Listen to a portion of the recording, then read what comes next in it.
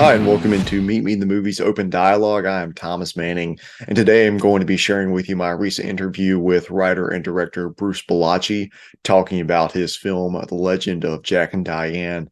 Bruce has worked in the industry since the late 80s, but this was actually his first film as a director. He's worked as an actor and writer in many projects over the years, and this is his feature film directorial debut. So it was really interesting talking to him about his story and the adversities he's faced in his career and in his own personal life. And here he is with this film, which is also one of the great Tom Sizemore's final film roles. So hearing him kind of talk about their relationship, both on screen and off screen, was very fascinating, and I appreciated the time that Bruce spent talking with me about The Legend of Jack and Diane. Well, Bruce, it's great to meet you, and I really appreciate you taking the time for this. Absolutely. Absolutely. Nice to meet you as well. For sure, and I'll get right into it. So for this film, you're behind the camera as the director, and you also wrote the screenplay and edited the film as well. So in balancing these different roles within the production, how does that affect your general approach as a storyteller? That's interesting because I know that a lot of films, you kind of, there are a lot of writers and directors. Editing is the one thing that I've always been really most fascinated by, because you can shoot a film, hand it off to an editor, and it doesn't end up being your film anymore. So I've always wanted to have my hand in the editing.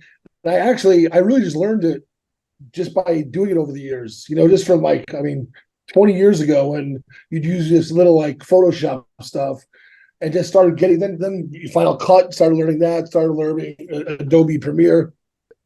I'll tell you what's really cool is there's so much to do in editing that it makes you, when you're directing, you just want to get as much coverage of everything that you possibly can. Because I learned the hard way that when you run out of stuff to edit, you're screwed. Oh yeah, yeah, absolutely. And from what I understand, the script for this film underwent quite the evolution from its origins to finally where it is today as a feature film. So can you break down some of the process of the script's transformation over the years? Well, first I wrote it as a book. I wrote the book, which I haven't released yet. And the book is, you can go through so much backstory in the book. The book was like 450 pages. So the characters were very, I don't want to say they weren't different, but they were much more developed, obviously, than you can throw into a movie. And so originally, when I started writing the show with my girlfriend, we started writing it for HBO. I have a lot of contacts at HBO, and I was pitching it as an episodic television show. And basically, I wanted to address the Harvey Weinstein stuff, because I've experienced some of that stuff myself on the other side, even with women. So I kind of get it. I've heard horror stories from women and girls I've known over the years about the same type of casting couch stuff. So I wrote it with these characters in mind, and the characters basically want to eliminate the sexual predators from Hollywood. And it was a really intense journey they go on, and the way they kill these predators was gnarly. And so I started getting great feedback from the executives, but they were not ready to really address it. Everyone kind of talked about it, but then it kind of gets pushed under the rug at the same time. I can't think of how many films I've seen since all that stuff broke. You've got the movement where people are getting banished from Hollywood for saying things or doing things, but no, I haven't seen a show on it or a movie on it. So what I did is kind of toned everything down and made it it's a female revenge thriller now, which is still very cool. It's still something that I really enjoy, but it definitely changed a lot. And I actually plan on repackaging the whole show, because I wrote 9 episodes. I plan on repackaging that with different characters, different names, and trying to sell that show that way. Yeah, and you mentioned the characters' names. I want to ask about, did you have any prior relationship with the John Mellencamp song prior to deciding on the names for these characters? Was that an influence Not, at all? not really. Just as a kid, he just always wondered what happened to Jack and Diane. I mean, it could have been Bonnie and Clyde. Really, it could have been anything. Just Bonnie and Clyde's more of a well-known story, sort of kind of established what they did. So, you really could have taken Jack and Diane anywhere. and put them through anything. So I just thought it would be cool to finish up that high school story of the two kids in law. Like, what happened to them afterwards? I love that. That's pretty awesome. Yeah. And Well, these are some one, dark characters. I mean, if like Jack, if you like when you if I ever release the book, I mean they both came from tormented childhoods, which is what brought them together in the first place. Jack was always picked on, he was abused by his parents, and Diane became this like tough girl who lost her grandmother, who came into his life as a rock and protected him from bullies and things like that. So they developed this love and this connection and this thing they have together from a very young age, which you can't really get to in the film. You can allude to it a little bit. Most definitely. And one of the first things that really caught my attention with this film, and I think a lot of other people are going to have the same experience, is recognizing it as one of Tom Sizemore's final roles on screen. So I'd love to have you share a little bit more about that relationship with Tom, both on and off set. Well, it was crazy because we had a lot of mutual friends throughout the '90s and the 2000s, and ended up in the same like scene several times, like late night scene. So we first working with him was amazing. I mean, when I was looking for an actor, when Tom Sizemore even came across my plate, it was a no brainer because even though he's been through some turbulent times, which I have as well. I was in prison for 3 years when I wrote this story, which a lot of people don't even know. So we shared a lot of experiences together and had a lot of deep conversations. And he was a beautiful guy. And sometimes when people have addiction problems, it changes who they are. That's not really who they are. Sometimes it's the addiction speaking. Tom was a beautiful guy. He shared with everybody, was complimentary to everybody. I mean, he really raised the spirit of everyone that he worked with. He was incredible. And I heard horror stories. I had spoke to my friend who's a executive at HBO who used to like be neighbors with Tom, who's known him for 25 years. I said, "Can you please do me a favor and tell him not to give me any problems on set?" and he had there was for the furthest thing from problems. He was fantastic, man. He was so much fun to work with. And when you can get a guy who is so talented like that to work with you, although he was, I mean, obviously he was probably dealing with some underlying health issues he didn't even know about. So, he actually called me up about 6 months after filming and said, I want to apologize because I'm not sure I gave you my best. And I said, no, you absolutely did. I said, for he looked tired sometimes and, he looked a little bit strained, but, you still had Tom Sizemore on screen and it was amazing because just the way he delivered lines sometimes, even when you're rehearsing with him, it was just different. He always had that. He developed that it factor, but he had it even from Point Break and True Romance. I've loved his entire career. I mean, there's not a bad movie he's been in. Yeah, and you mentioned a few of those roles from him. Can you remember the first time that you saw him on screen? My favorite movie of all time, Point Break. Wow. It's a classic. He It played, really is. yeah. I mean, he played that undercover agent, and he even in that little scene he had, he was a scene stealer. He was incredible. And then in True Romance, and then he started just crushing it in Hollywood. And he's just one of the best. And we talked about doing another movie together. So it was really, I mean, I can't even say it was more than shocking when I heard what happened. I was blown away. And I know what happened to Bret Michaels, and for some reason I didn't take it that seriously. His manager had messaged me and told me what happened, and I thought, oh, he'll pull through. I did not realize that it was actually as serious as it was. Yeah, I think it came as a shock to a lot of us, and I'm sure especially for you as someone who knew him personally, that was very difficult. Well, it sucked because you just developed. I mean, I didn't know him. I knew him for a year and a half, 2 years, but we just developed this kind of like kinship. So it was so cool, and it was just so fleeting, and it kind of reminds you. Also, I had to deal with my own health issues recently. It just all of a sudden you can kind of like see where it's going. You have a lot of friends that kind of disappear, and a guy is 61 years old and dies. You're like, oh my God, I'm 5 years away from that. That's insane. So it's scary. It makes you feel very mortal. And going back and looking at kind of the evolution of your career arc, you've worked on many TV and film projects going back a few decades as a writer and actor.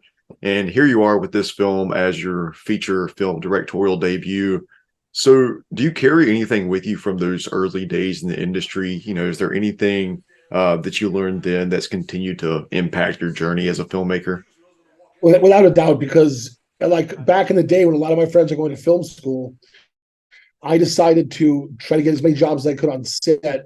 And I would stay, if I was writing on a show, if we wrapped in 8 hours from the writers, but they were shooting for 13 hours, I'd hang out with the director. I always became good friends with every director I worked with, just to learn how they directed and what they did and how they got the best out of their actors. I always thought that was just really like the whole process was fascinating to me.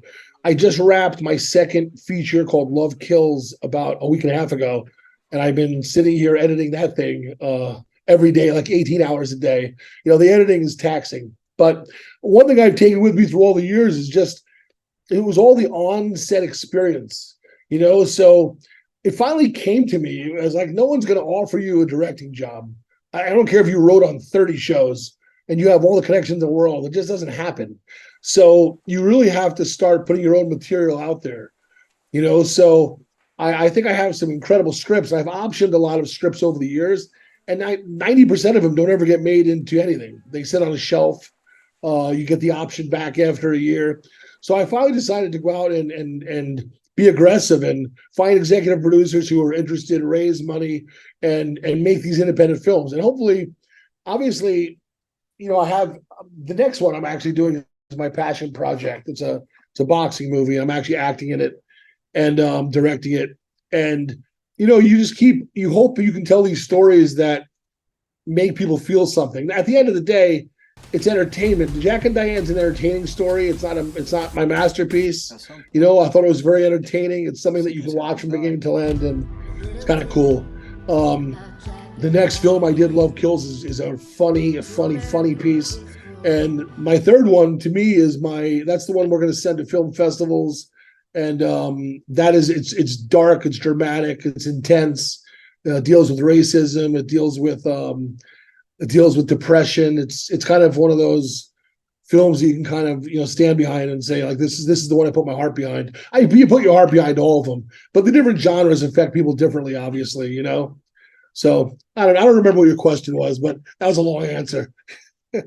You pretty much covered it. Yeah, pretty much. And also want to circle back. You mentioned the boxing movie coming up, and I know you have a fairly extensive athletic background yourself in boxing and MMA fighting. So, for someone as yourself who's been rooted in both sports and filmmaking, what kind of similarities do you find between these two worlds? What has Bruce the filmmaker learned from Bruce the athlete, and vice versa?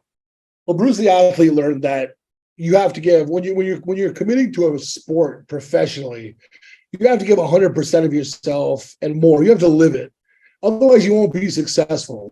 Like I learned in my boxing career, I was very into it in the beginning, and I won like 10 fights in a row. Then I lost like 9 fights in a row, and when I was living it, I was undefeated. And when I kind of gave it a half-ass effort, I started losing fights because it's a serious world, and it's something that you have to be dedicated to really, really, really get past. There are levels to everything, right? You always hear there are levels to this game. There are levels in movie making. There are levels in boxing and MMA, and in boxing, you get past the first level of some tough guys who train.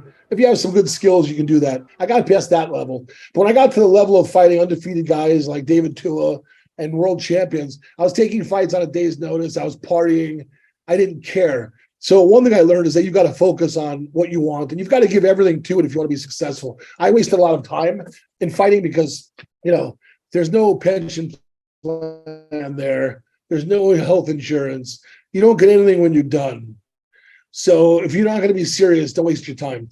And with filmmaking, it's kind of the same thing. I mean, right now, I think I'm in the process of kind of showing what I can do, and hopefully end up with maybe some studio pictures, maybe just maybe just maybe I end up making a movie that affects 20 lives, and that's what my legacy is, and that's good enough.